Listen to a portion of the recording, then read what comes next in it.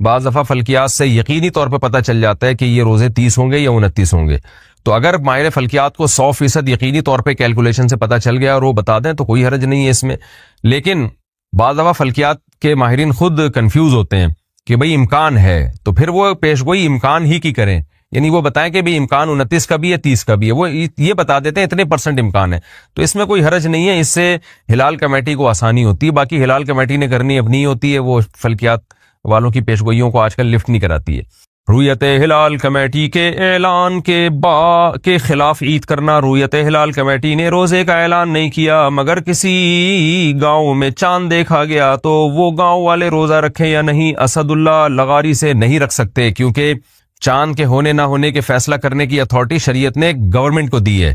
تو گورنمنٹ یا اس کی طرف سے نامزد کمیٹی، تو جب تک وہ کمیٹی اعلان نہیں کرے گی، ایسے تو آپ خود بتاؤ نا، ملک میں فساد پیدا ہو جائے گا. وہ کہہ رہا ہے میں نے دیکھا ہے، وہ کہہ رہے ہیں وہ ادھر گواہی لے رہا ہے، وہ ادھر گواہی لے رہا ہے، تو ہر گلی محلے میں پھڈے ہوں گے پھر تو اس لیے یہ اتھارٹی حکومت کے پاس ہے. ہاں، گاؤں والوں میں جس آدمی نے اپنی آنکھوں سے دیکھا وہ رکھ لے، لیکن اس کی گواہی دوسروں کے لیے حجت نہیں ہے. اگر کوئی کہتا ہے میں نے اپنی آنکھوں سے دیکھا تو موسٹ ویلکم، آپ رکھیں روزہ. بھائی ہم جب تک اپنی آنکھوں سے نہیں دیکھیں گے یا حکومت کا اعلان نہیں سنیں گے تو اس وقت تک ہم روزہ نہیں رکھیں گے. تو گواہی دینا، گواہی کو لینا، گواہی کو سن کے اس پہ فیصلہ کرنا، یہ ہر آدمی کو اس کا حق نہیں ہے، بلکہ یہ حکومت کو اس کا حق حاصل ہے. ویسے بھی آپ دیکھ لینا، کوئی قتل کے کیسز ہوتے ہیں، چوری کے کیسز ہوتے ہیں، ہر آدمی تھوڑی ٹھیے لگا کے بیٹھتا ہے. اس کو کہا جاتا ہے بھائی تھانے میں جاؤ یا عدالت میں جاؤ یا کوئی حکومت کی طرف سے کوئی نامزد کمیٹی ہو اس کے پاس جاؤ. اچھا بھائی، پوری دنیا میں ایک دن رمضان اور عید ہو سکتی ہے. چاند کے اختلاف مطالعے کا کہاں تک اعتبار ہے؟ ایک دوست سے یہ اعتراض کرتے ہیں کہ پوری دنیا میں کہیں بھی چاند نظر آ جائے تو سب ممالک کے مسلمانوں کو روزہ وغیرہ رکھنا چاہیے وغیرہ وغیرہ. محمد فہد نواز ڈیرہ اسماعیل خان سے، وہ جب رکھنا چاہیے جب پوری دنیا میں ایک خلافت ہو اور وہ خلیفہ نے کہیں سے بھی گواہی لے کے پوری دنیا پہ نافذ کر دی، تو پھر ہے کہ پھر پوری دنیا میں ایک ٹائم پہ رمضان شروع ہوگا اور ایک ٹائم پہ عید ہوگی. لیکن اگر پوری دنیا میں حکومتیں الگ الگ ہیں تو ایک حکومت دوسرے حکم کے فیصلے کی شرعاً پابند نہیں ہے انتظامی چیزوں میں، تو اس میں پھر وہ فیصلہ کر سکتی ہے کہ بھئی ہم اپنی کمیٹی کو ترجیح دیں گے، یہاں کے نظام کو ترجیح دیں گے. لیکن اگر گورنمنٹ فیصلہ کر لیتی ہے کہ ہم نے، یا سارے اسلامی ملک مل کے فیصلہ کر لیتے ہیں کہ ہم نے اس معاملے میں ایک کنٹری کو اتھارٹی دے دی ہے، وہ جب فیصلہ کرے گا تو ہم سب پہ نافذ ہوگا، تو پھر سب پہ نافذ ہو جائے گا. جیسے آج اگر ساری دنیا کے اسلامی ممالک مل جائیں اور وہ فیصلہ کریں تمام ملکوں کے سربراہ کہ بھئی سعودی حکومت جس دن روزے کا اعلان کرے گی تو وہ اعلان ہمارے لیے بھی ہوگا اور ہم اس کو نافذ العمل سمجھیں گے، اور سعودی حکومت جس دن عید کا اعلان کرے گی تو ہم شرعاً ہم پر بھی حجت ہوگا. تو اگر سارے ملکوں کے کنٹریز یہ فیصلہ کر لیں تو پھر پوری دنیا میں ایک عید ہو جائے گی اور ایک رمضان ہو جائے گا اور بہت اچھا ہو جائے گا. لیکن جب تک گورنمنٹ یہ فیصلہ نہیں کرتی تو اپنے طور پر کسی کے لیے یہ شرعاً جائز نہیں ہے کہ وہ اپنے کنٹری میں 1.5 اینٹ کی الگ مسجد بنائے اور وہ کہے کہ نہیں جی میں کسی اور کنٹری کے حساب سے چلوں گا یا کسی اور ملک کی گواہی کے حساب سے چلوں گا. یہ شرعاً جائز نہیں ہے. اچھا بھائی، چاند رات میں کیا عبادت کی فضیلت ہے؟ لیلۃ الجائزہ یعنی چاند رات کی شریعت میں کیا فضیلت ہے؟ اسامہ صاحب کراچی سے، اس پر میں مستقل بیان کر چکا ہوں. دیکھیں، عید کی رات، بقرعید اور عید الفطر کی رات کے بارے میں کچھ احادیث ہیں جن میں آتا ہے اس کی رات میں بہت عبادت کی فضیلت ہے، لیکن ان میں سے کوئی بھی حدیث صحیح نہیں ہے، بلکہ انتہا درجے کی ضعیف حدیثیں ہیں. لیکن اب چونکہ کثرت سے ہیں تو بعض علماء اس طرف گئے ہیں کہ اتنی ساری حدیثیں درجہ حسن تک پہنچ جاتی ہیں، اور دوسری بات یہ کہ فضائل میں ضعیف حدیثیں بھی چلتی ہیں، تو اس لیے بہت سے علماء اس طرف گئے ہیں کہ بھئی اس رات میں عبادت کرنی چاہیے، عید کی رات اور بقرعید کی رات میں یہ فضیلت کی رات ہے. لیکن بعض محققین اس طرف گئے ہیں کہ ایک تو روایتوں میں ذوف بہت زیادہ ہے، دوسرا وہ قیاس کے بھی خلاف ہیں. قیاس کے خلاف اس لیے ہیں کہ دیکھیں، شریعت کا ایک حکم، شریعت کا ایک مزاج یہ ہے کہ جیسے ہی سورج غروب ہوتا ہے اسلام کہتا ہے افطار میں جلدی کرو. کیوں؟ کہ اب روزے کا ٹائم ختم ہو گیا. اسی طرح جیسے ہی چاند نظر آیا تراویح ختم، کیونکہ رمضان کے حکام جو تھے وہ ختم. اسی طرح نبی صلی اللہ علیہ وسلم عید الفطر کے دن نماز سے پہلے کچھ میٹھا کھایا کرتے تھے. اس میں یہی حکمت تھی، یہ بتانے کے لیے کہ آج ہمارا روزہ نہیں ہے. تو اس سے پتہ چلتا ہے جب رمضان جاتا ہے تو اپنے تمام لوازمات کے ساتھ جاتا ہے. تو راتوں کی عبادت کی جو فضیلت تھی رمضان کی، رمضان جاتے ہی وہ فضیلت بھی ختم ہو گئی، اور دن میں روزے کی جو فضیلت تھی رمضان جاتے ہی وہ روزے کی فضیلت بھی ختم. یہی وجہ ہے کہ نبی صلی اللہ علیہ وسلم پہل کر رہے ہیں. حالانکہ بقرعید میں آپ جلدی نہیں کھاتے تھے، لیکن عید الفطر میں آپ عید سے پہلے کچھ کھاتے تھے. اس میں بڑی حکمت یہی ہے کہ بھائی اب روزہ ختم ہو چکا ہے، اب تو کھانے میں جلدی کرنی ہے. تو اس کا تقاضا یہ ہے کہ عید کی جو رات ہے وہ آرام کی رات ہو، اور وہ جو رمضان میں ایک پورا اللہ نے ہم سے عبادت کروائی اور اس کی راتوں کو لوگ لیلۃ القدر میں جاگے اور رمضان کی راتوں کو عبادت کیا، تو وہ عبادت کا ٹائم اب ختم ہو چکا ہے. اب یہ رات ایک نارمل رات کی طرح ہے، تو لہذا اس میں کوئی عبادت کر لے تو ٹھیک ہے، اچھی بات ہے. اگر کوئی اس نیت سے عبادت کرتا ہے کہ رمضان میں عبادت کا جو میں نے اپنے آپ کو عادی بنا ہے وہ میں کنٹینیو کروں تاکہ میری عادت نہ چھوٹے، تو اس نیت سے اگر کوئی عبادت کرتا ہے تو ٹھیک ہے. لیکن ہماری رائے یہی ہے کہ اس میں اگر الگ سے عبادت کی کوئی خاص فضیلت وارد جو ہوئی ہے وہ ضعیف ہے اور قیاس کے بھی خلاف ہے. تو اور ویسے بھی آپ خود سوچیں نا کہ اگر رمضان عید کی راتوں کو عبادت کریں گے لوگ، اتنی فضیلت کی رات ہے تو ظاہر ہے زیادہ جاگیں گے پھر اس میں، تو پھر عید کا دن کیسے منائیں گے؟ یعنی عید تو اسلام میں صبح شروع ہوتی ہے نا، صبح اگر آپ تھکے ہوں گے تو وہ عید کا دن تو آپ کا وہ تھکاوٹ میں گزرے گا پھر. تو یہ سب چیزیں یعنی ایک اشکالات ہوتے ہیں اس قول پر جو کہتے ہیں کہ عیدین کی راتوں میں عبادت کرنی چاہیے. تو اسلام میں دن جو ہے، رات جو ہے وہ دن کے تابع ہوتی ہے. تو روزے کے دن میں، رمضان میں دن میں روزہ، رات اس کے تابع ہے تو رات میں عبادت. اب عید کا دن جب کھانے پینے کا دن ہے، خوشی کا دن ہے، تو اس کی رات بھی عید کے دن کے تابع ہوگی، تو وہ عبادت کی رات ہوگی نہیں. لیکن اس نیت سے عبادت کوئی کر لے کہ میں نے رمضان میں جو تہجد کی عادت ڈالی ہے وہ عادت مجھ سے چھوٹے نہیں، تو اس نیت سے اگر کوئی رات کو عبادت کرتا ہے تو نہ صرف جائز بلکہ ثواب ہے. تو پھر اس میں عید کی رات نہیں، پھر اگلے دن بھی کرے تاکہ یہ عادت جو اس کو عبادت کی پڑی ہے کنٹینیو رہے. تو کنٹینیو رکھنے کے لیے اگر کوئی عبادت کرتا ہے تو بہت اچھی بات ہے. لیکن ہماری رائے یہی ہے کہ عیدین کی رات میں الگ سے کوئی فضیلت ثابت نہیں ہے. بہرحال دوسری طرف بھی علماء ہیں، تو جب علماء میں اختلاف ہوتا ہے کسی مسئلے میں تو جس عالم کی بات، جس پہ زیادہ اعتماد ہو اس کی بات کو لے لینا چاہیے، دوسرے پہ رد نہیں کرنا چاہیے. کیا چاند رات میں دعائیں قبول ہوتی ہیں؟ کیا چاند رات میں دعائیں قبول ہوتی ہیں؟ شمس الحق راول پنڈی سے. میرے علم میں نہیں ہے کہ الگ سے کوئی فضیلت ہو چاند رات میں دعاؤں کی قبولیت کی. باقی اللہ نے دعا قبول کرنے پر کوئی ٹائم نہیں متعین کیا، جب چاہیں دعا کریں، لیکن اس کی الگ سے کوئی فضیلت نہیں ہے میرے علم میں. اگر کسی کے پاس کوئی حدیث ہو، ظاہر ہے ہم ایسا علم کا دعویٰ تو نہیں کرتے کہ ہر کچھ ہم نے پڑھ لیا ہے سب کچھ. بعض دفعہ یہ ہوتا ہے میں کوئی بات کہتا ہوں تو لوگ حوالہ بھیج دیتے ہیں تو میں رجوع کر لیتا ہوں. تو میرے علم میں اب تک تو ٹوٹی پھوٹی ہم نے تحقیق کی ہے، کوئی ایسی روایت مجھے ملی نہیں ہے جس میں یہ آتا ہو کہ چاند رات میں دعائیں قبول ہوتی ہیں. اگر کسی کے علم میں ہو تو کائنڈلی وہ حدیث کا ریفرنس بھیج دیجیے گا. فوتگی والے گھر میں پہلی عید کیسے منائیں؟ جس کے گھر میت ہو اور پہلی عید آ جائے تو کیا حکم ہے؟ یعنی کیا رشتہ داروں کا عید میں تعزیت کے لیے آنا، رونا دھونا، اور اس طرح فیملی والوں کا نئے کپڑے نہ بنانا، یہ کیا حکم ہے؟ نہیں، یہ جائز نہیں ہے. ان کے لیے بھی عید ایسے ہی ہے جیسے دوسروں کے لیے.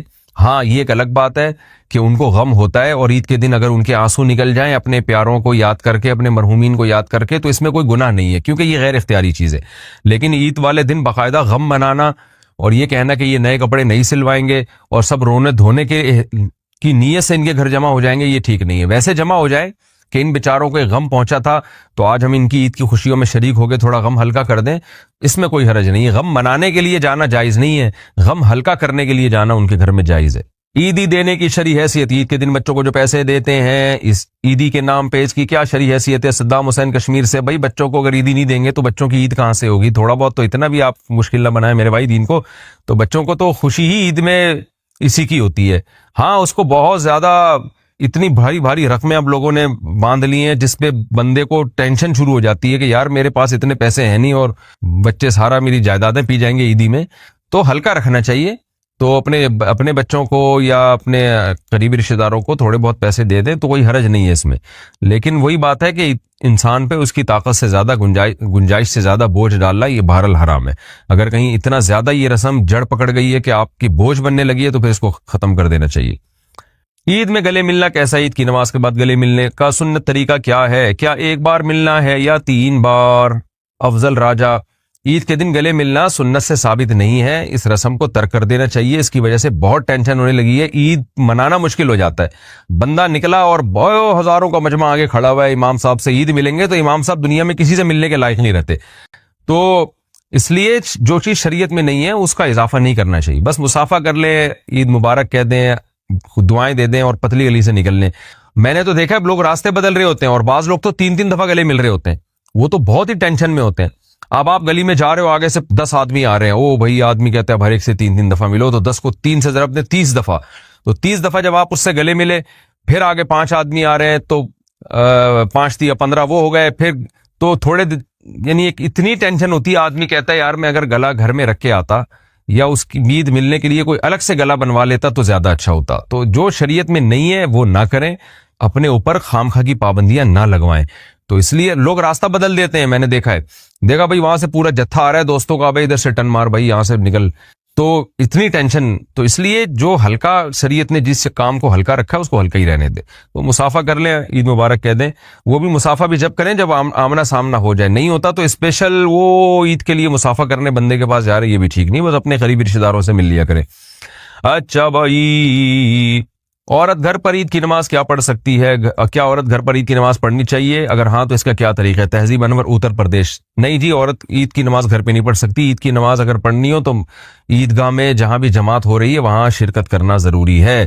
عید کی مبارکباد دینا کیسے؟ عید کی مبارکباد دینا کیسے؟ وسیم احمد, اچھی بات ہے, دعا ہے مبارکباد. مبارک کا مطلب اللہ اس دن کو آپ کے لیے برکت والا کرے, تو یہ ٹھیک ہے, کوئی حرج نہیں ہے اس میں. جمعۃ الوداع اور عید میں نیا لباس پہننا رمضان المبارک میں. جمعۃ الوداع اور عیدین میں نیا لباس پہننے کی کیا شرعی حیثیت ہے؟ مرد اور عورت دونوں کے بارے میں حکم بتا دیں. حفصہ نور. دیکھیں الگ سے حدیث میں یہ تو نہیں ہے کہ نیا لباس پہنو, لیکن یہ حدیث میں آتا ہے جمعے کے دن بھی اور عید کے دن بھی آپ صلی اللہ علیہ وسلم سب سے بہترین لباس پہنتے تھے. تو اگر کوئی بہترین لباس کے لیے نیا لباس سلوا لیتے ہیں تو اس میں بھی کوئی حرج نہیں ہے, بلکہ اس زمانے میں عید کی بات کر رہا ہوں, جمعۃ الوداع کی نہیں. تو عید کے دن نیا لباس سلوان لینا چاہیے, کیونکہ شاعر اسلام میں سے ہم ذرا درسی باتوں پہ نئے نئے کپڑے سلوا رہے ہوتے ہیں. کسی کی شادی میں جانا ہے, ختنے تک میں جانے کے لیے کپڑے سلوا رہے ہیں آج کل لوگ. تو عید تو شاعر اسلام میں سے اللہ نے ہمیں یہ دن دیا ہے خوشی منانے کے لیے. تو اس میں اگر کسی کو اللہ نے وسعت دی ہے تو افضل اور بہتر یہی ہے کہ وہ پراپر نئے کپڑے سلوائے اور اچھی کوالٹی کے کپڑے سلوائے. اور اس میں مرد اور عورتیں برابر ہیں, خواتین کو بھی چاہیے مردوں کو بھی چاہیے. باقی جمعۃ الوداع کے دن اچھے کپڑے پہننا جمعہ ہونے کی وجہ سے تو ٹھیک ہے, لیکن جمعۃ الوداع کی الگ سی کوئی فضیلت نہیں ہے. تو اس لیے اس دن آپ جیسے جمعے کو کپڑے پہنتے ہیں, چاہے نئے پہنتے ہیں یا پرانے استری کر کے دھو دھا کے نیا بنا لیتے ہیں, تو عام جمعوں کا جو حکم ہے جمعۃ الوداع کا بھی وہی حکم ہے. اس میں الگ سے نئے کپڑے پہننے کی کوئی فضیلت نہیں ہے. ختم تراویح پر مٹھائی بانٹنا, کھانا کھلانا. مساجد میں ختم تراویح کے نام پر بریانی یا شیرینی بانٹنا کیسا ہے؟ عابد محمود, بہت بری اور ناپسندیدہ رسم ہے, بچکانا رسم ہے ایک قسم کی. خاص طور پر مٹھائی اور لڈو بانٹنا تو بہت ہی بچکانا, جیسے بالوشاہی بٹ رہی ہے, جیسے پتہ نہیں کیا کیا تم نے. بچکانا حرکت ہے, قبیح رسم ہے, اس کو چھوڑ دینا چاہیے, اس کی حوصلہ افزائی نہیں کرنی چاہیے. باہر ملک والے صدقہ فطر کس حساب سے دیں گے؟ ہم سعودی عرب میں کام کرتے ہیں, پاکستان میں ہمارے گھر والے ہماری طرف سے صدقہ فطر ادا کریں تو کس حساب سے ادا کریں گے؟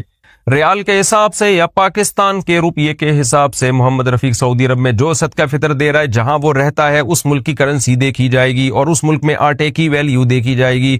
تو اس ملک میں آٹے کی ویلیو دیکھی جائے گی. تو سعودی عرب میں اگر کسی نے صدقہ فطر دینا ہے اور دینا پاکستان میں ہے, خود سعودی عرب میں رہتا ہے, تو وہاں دیکھا جائے گا میرے بھائی 2.25 کلو یا 2.25 کلو آٹا ہے, کیونکہ علماء میں بعض کہتے ہیں 2.25 کلو, بعض کہتے ہیں 2.25 کلو. تو وہاں کا دیکھا جائے گا 2.25 کلو آٹا کتنا ہے, پھر کتنے ریال میں آ رہا ہے, پھر یہاں فون کر دیں بھائی یہاں سعودیہ کے حساب سے اتنے پیسے بنتے ہیں تو پاکستان میں اتنے پیسے ادا کر دو. اعتکاف سے نکلنے والے کو پھول کا ہار پہنانا. اعتکاف کے بعد جب لوگ گھروں کو جاتے ہیں تو لوگ ان کو پھولوں کے ہار ڈالتے ہیں, اس بارے میں کیا حکم ہے؟ ولی الرحمان.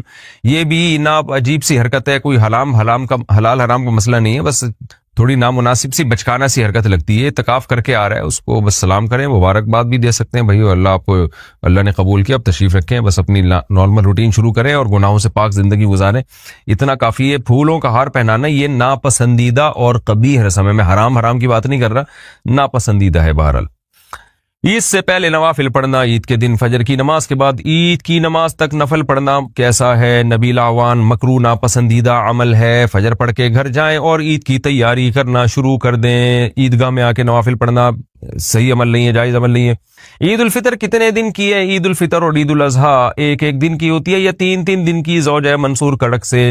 عید الفطر 1 دن کی ہوتی ہے. عید الاضحیٰ میں قربانی کے ایام 3 ہیں, 3 دن ہے, اور چوتھا دن اس میں روزہ رکھنا حرام ہے. تو اس لحاظ سے ہم یہ کہہ سکتے ہیں کہ عید الاضحیٰ کے احکام 4 دنوں تک رہتے ہیں, 3 دن تک قربانی اور چوتھے دن بھی روزہ حرام.